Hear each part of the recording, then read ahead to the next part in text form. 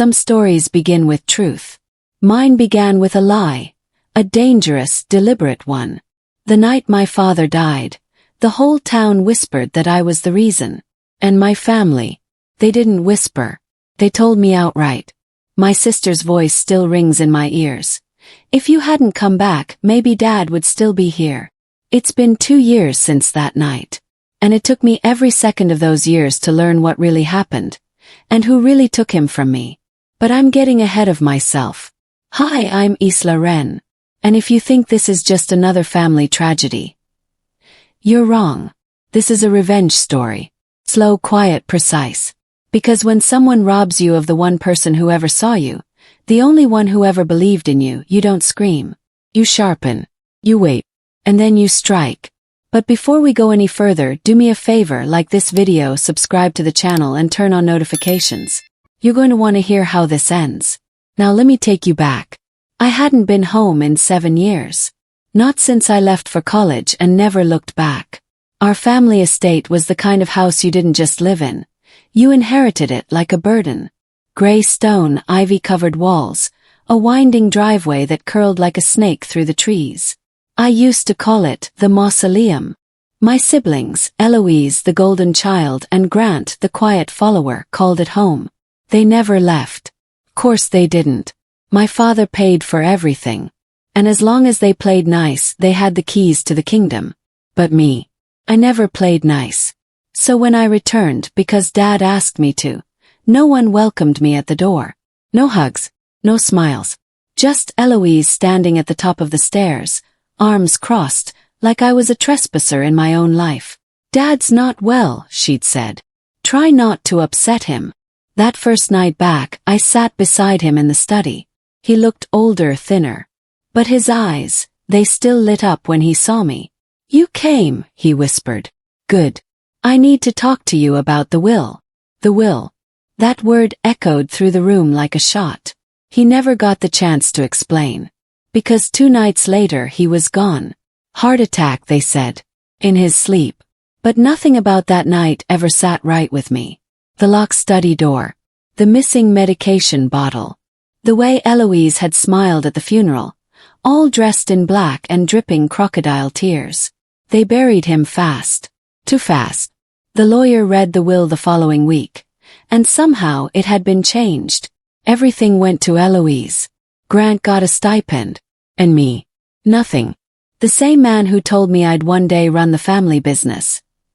Left me out completely. I didn't fight it. Not then. Because grief is blinding. But grief fades. And questions remain. A month later, I moved into a small apartment on the edge of town. Not because I couldn't afford better, but because I needed to be close. I took a job at the local library. Quiet. Unassuming. A perfect place to start asking questions. I started with the will. The date it was signed. The witnesses. Something felt off, and it was. The lawyer who filed it had only met my father once. The signature. It didn't match his usual one. The witness. A temp who'd disappeared weeks after. I started keeping notes. Timelines. Patterns. Then I found something strange. A withdrawal from my father's account. One day before his death.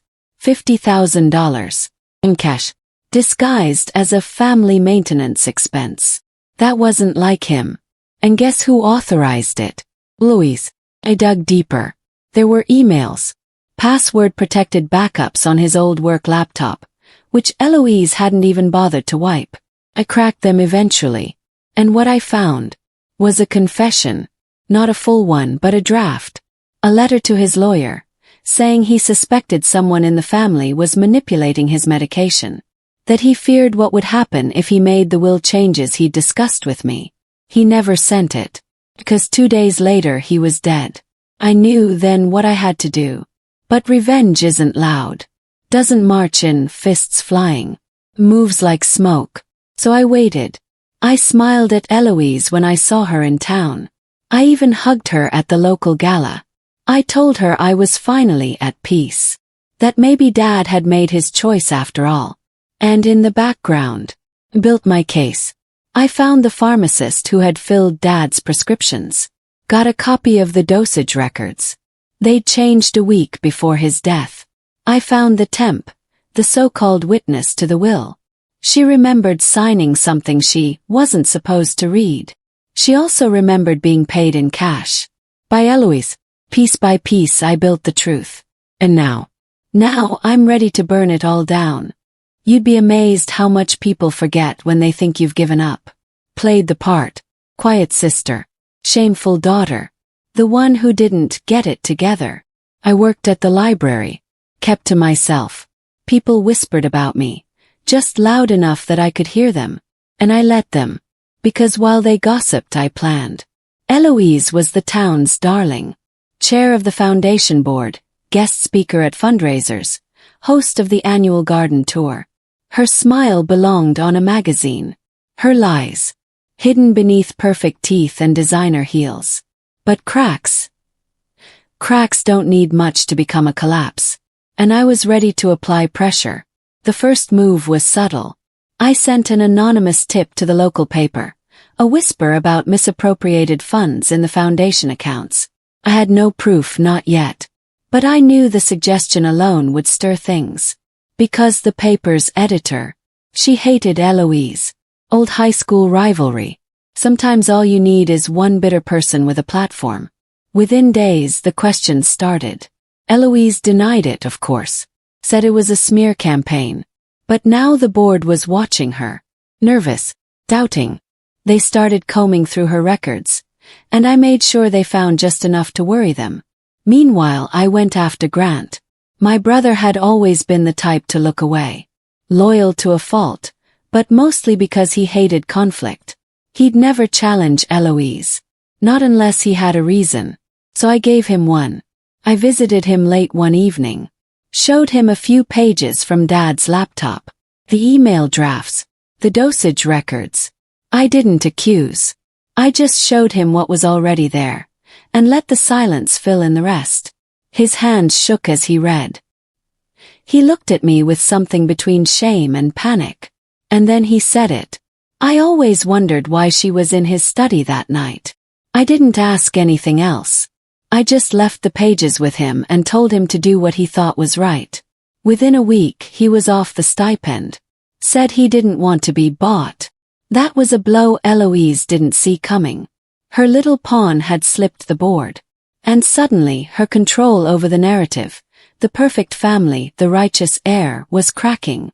But the real turning point came from someone unexpected. Miriam, our old housekeeper. She'd worked for our family since before I was born. I hadn't seen her since the funeral, and when I stopped by her little cottage one Sunday morning, she looked like she'd seen a ghost. You shouldn't be here, she whispered. I told her I just wanted to talk. And maybe she wanted to talk too because she let me in. She made tea. Sat across from me in her worn chair. And for a long time said nothing. Then finally, I saw her switch the bottles. I didn't breathe. She meant Eloise. The night before your father died. I thought it was his sleeping pills. But when I looked the next morning, the bottle was half empty. And the label? It wasn't the same. I asked her why she hadn't said anything. She laughed. Bitter, tired sound. Who would believe me? The old maid. Everyone loved Eloise. Kept my mouth shut. But I haven't slept right since. I promised her I wouldn't use her name. But what she gave me, that confirmation, it was enough to start building a real case. And I knew exactly how to use it. I went to Dad's old business partner next. David Kessler. The man who'd helped build our father's estate. Who Eloise had quietly forced out after his passing. I showed him the records. The emails. The pharmacy discrepancies. He didn't ask why I was doing this. He just said, let me know when you're ready to go public. And I was almost ready. But not quite. Because the next step wasn't exposure. It was control. Eloise had inherited the house, the accounts, the reputation. But what she didn't have, what she'd forgotten about, was the land. See, Dad had invested in acreage outside of town. It wasn't glamorous. Just woods and water and soil. But that land. It bordered the estate. And recently, Eloise had applied to expand the property. build a retreat center for the foundation. She needed that land. But it wasn't hers. And when I looked into the records, I found a beautiful detail. My name was still listed as co-owner. Because Dad hadn't gotten around to changing everything. Some things he'd meant to do, he hadn't. He'd run out of time. So I had a choice. I could sell it to her. Or I could refuse. And let her entire project collapse in public. Chose the latter. Filed an injunction.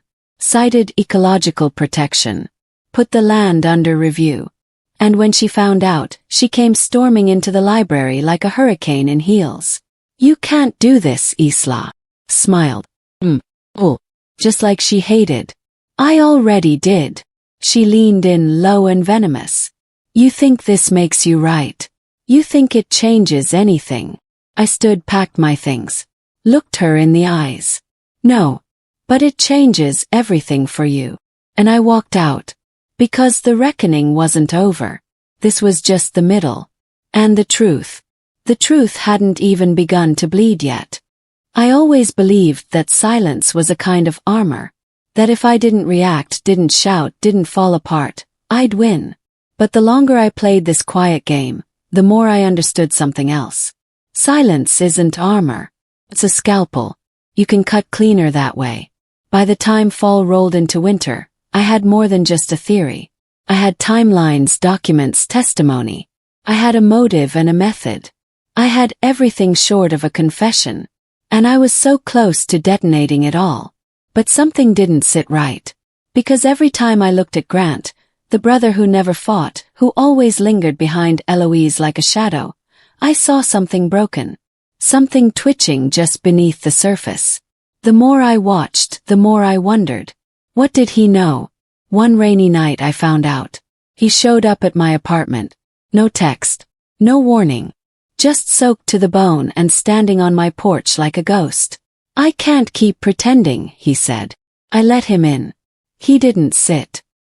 He paced, dripping rain across the hardwood. "I saw her," he said, barely above a whisper. "That night. In Dad's study. She wasn't crying.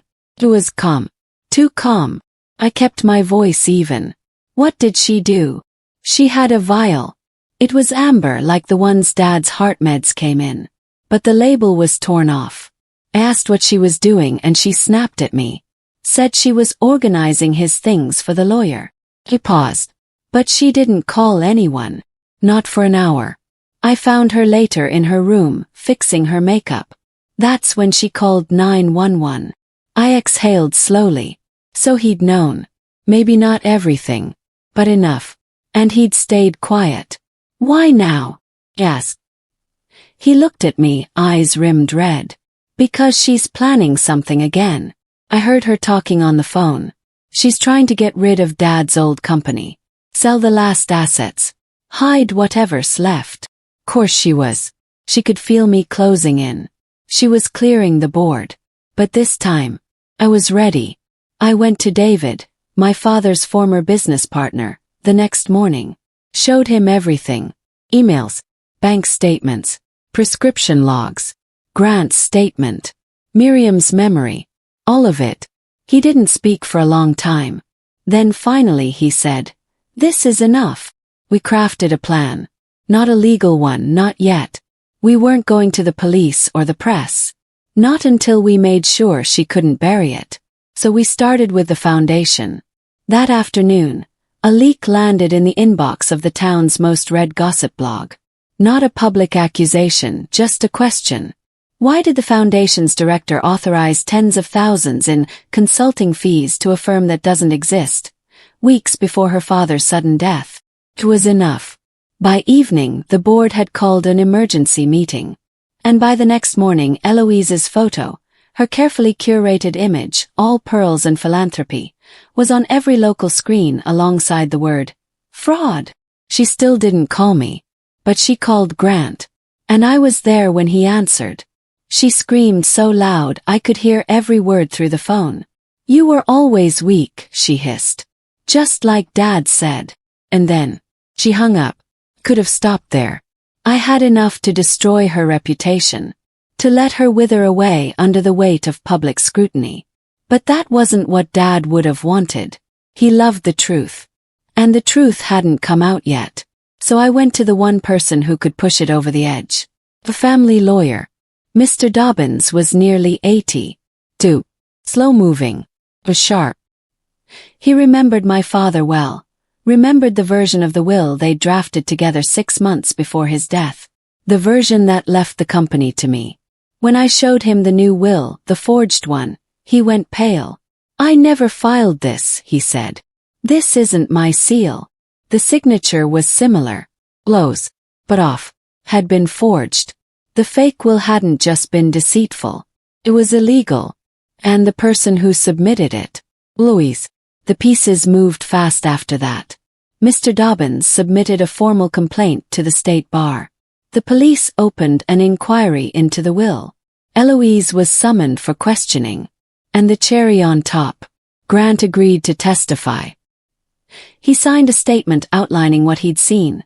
The vial, the delay in calling 911, her attempts to sell the company in secret. He gave them everything. I didn't see her again in person. But I watched the news the night her assets were frozen. She'd been stripped from the foundation. Suspended from the corporate board.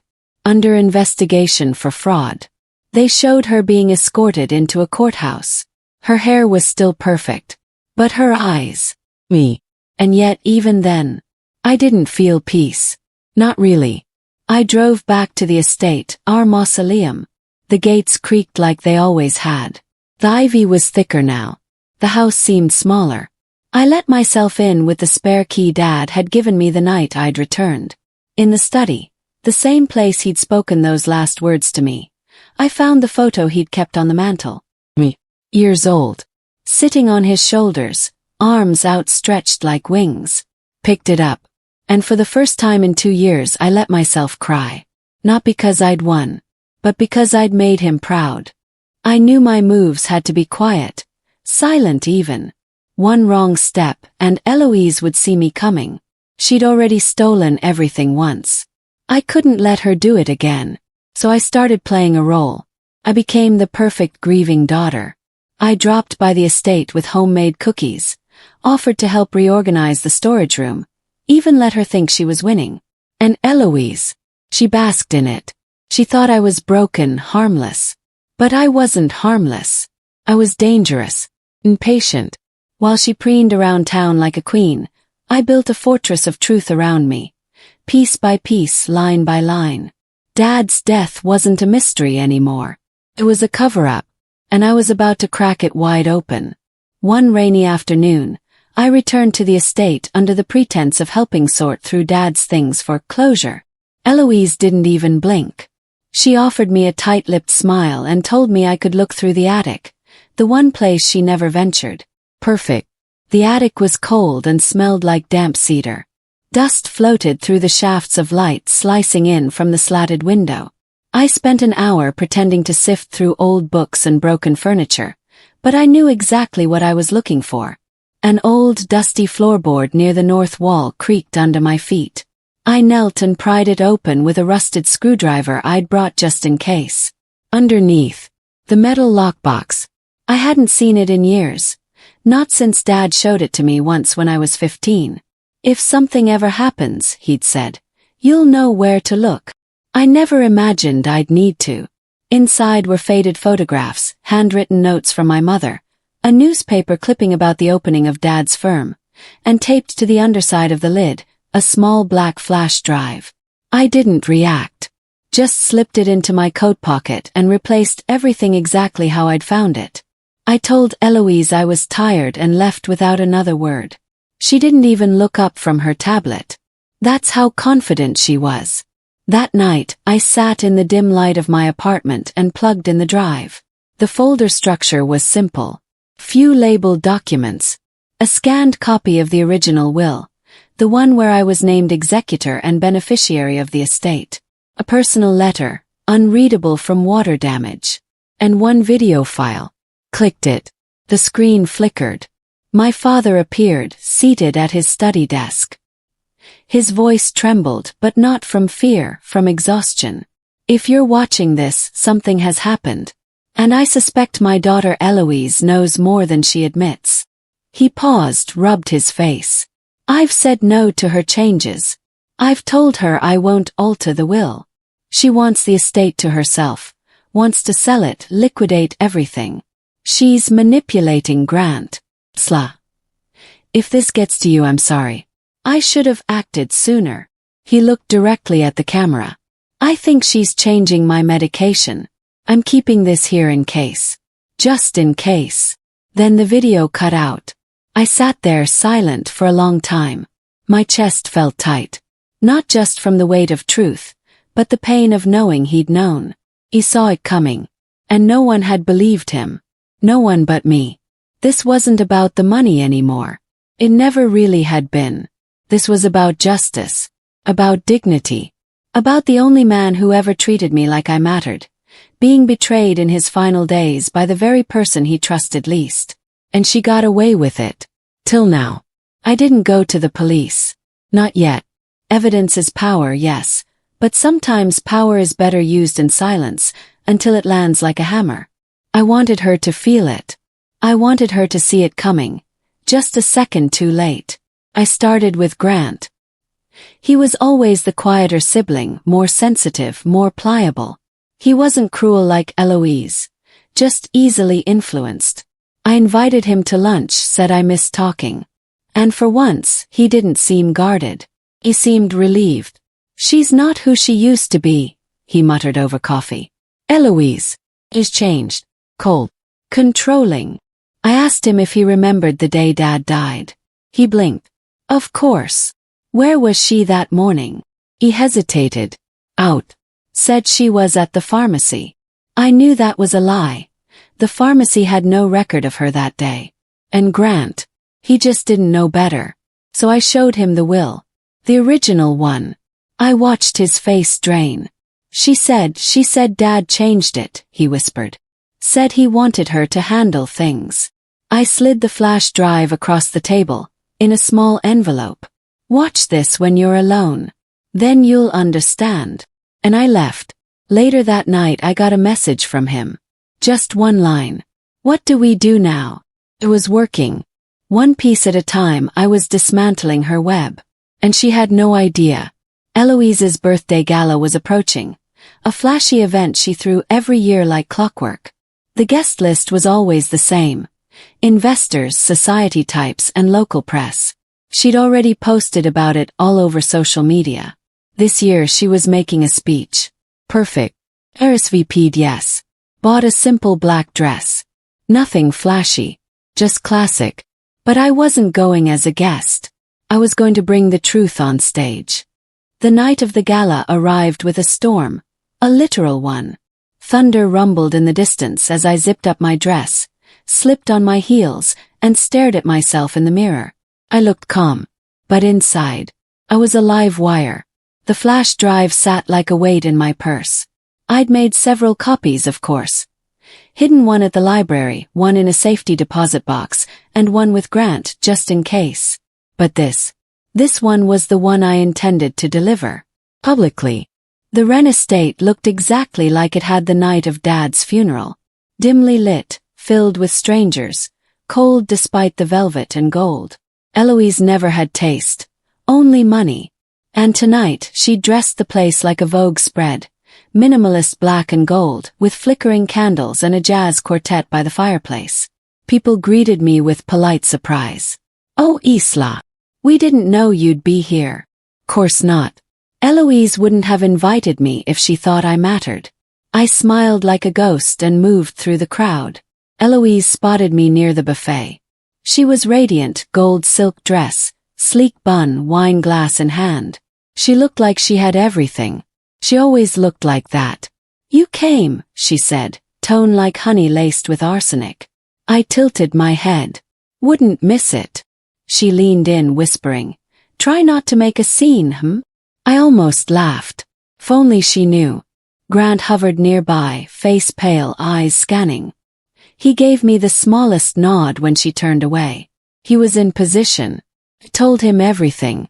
He'd watched the video, read the will, looked through Dad's medical records and the pharmacy logs.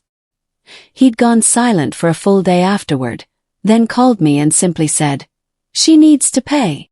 So we made a plan. The ballroom held about 50 people. Everyone Eloise cared about. Business partners, her board members, old family friends. Even the mayor was there. She liked to show off.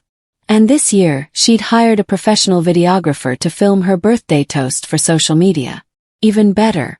When the clock struck 8, someone clinked a glass. The room quieted.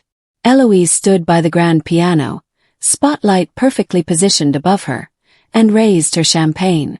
"Thank you all for being here," she said, smiling with just the right amount of false humility. "It means the world to celebrate this night with those closest to me." Murmurs of admiration. Applause. She turned slightly, lifting her glass higher. "And to family, especially mine, who've always stood beside me. In grief, in growth, and in the future." I took a step forward. She saw me move. Her eyes flickered just for a second. That was all I needed. I stepped up beside her. Collected. "Sorry to interrupt," I said. My voice carried. "But I have a toast too." Laughter. Confused glances. Eloise froze. "Isla." I held up the flash drive. "This won't take long." I turned to the guests, my voice steady. "I know most of you haven't seen much of me in the last few years. I left for college. I stayed away. And when I returned, it was too late. My father was gone. The story was simple: heart attack. Peaceful. Tragic. But natural." Pause. Let it sink in. But the truth is far from natural. It's cold. Calculated. And I have proof. People were whispering now.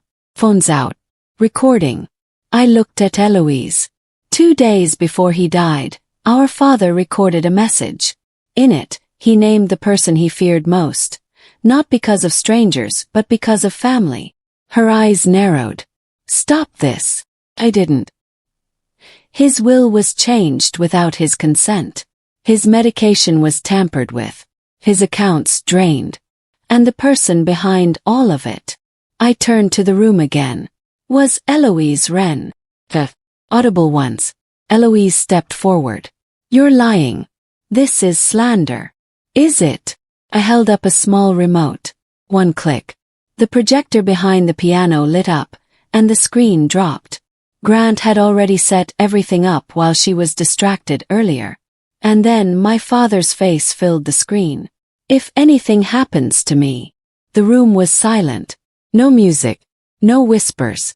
Just my father's voice, cracking, afraid but clear. Eloise went white. "No," she said softly. "No, no, no." When the video ended, I stepped back. No one clapped. No one moved.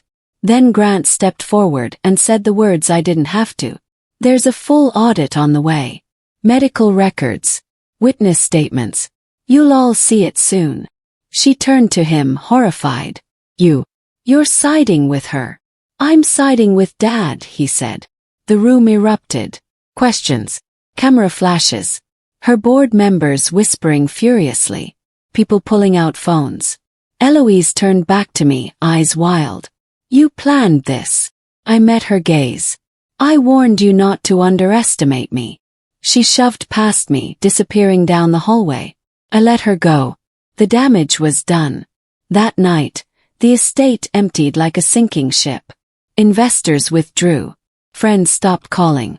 And within a week, an inquiry was launched into Dad's death. The lawyer who'd filed the false will was disbarred. The temp came forward. The pharmacist gave a statement. By the end of the month, Eloise had lost everything. Her job. Her reputation. And soon I knew her freedom. But that wasn't up to me. I hadn't just cleared my name. I'd cleared my father's. I sat in the study days later, surrounded by his old books, and finally, felt like I could breathe. But there's one more thing I need to do. Because there's one final secret my father left behind, and it changes everything. I once believed revenge would be the end of it. That exposing Eloise, bringing down everything she built on our father's grave, would finally make the ache in my chest go quiet. But the night after the gala, alone in my apartment, I realized something terrifying. The silence was louder than ever. The flash drive sat on my kitchen counter like a tombstone. The news had already begun circulating. Heiress implicated in father's sudden death. Lawyers were crawling over every inch of the will, the estate, the trust. Eloise had fled to some friend's summer home in upstate New York, but it was only a matter of time before the knock came. She wasn't innocent, but somehow the finality of it all felt empty. I didn't want her in handcuffs.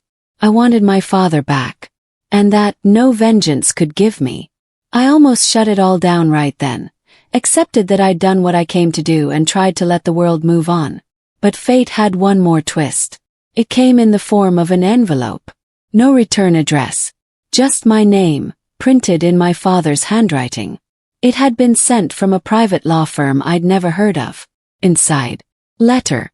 Dated 6 months before his death.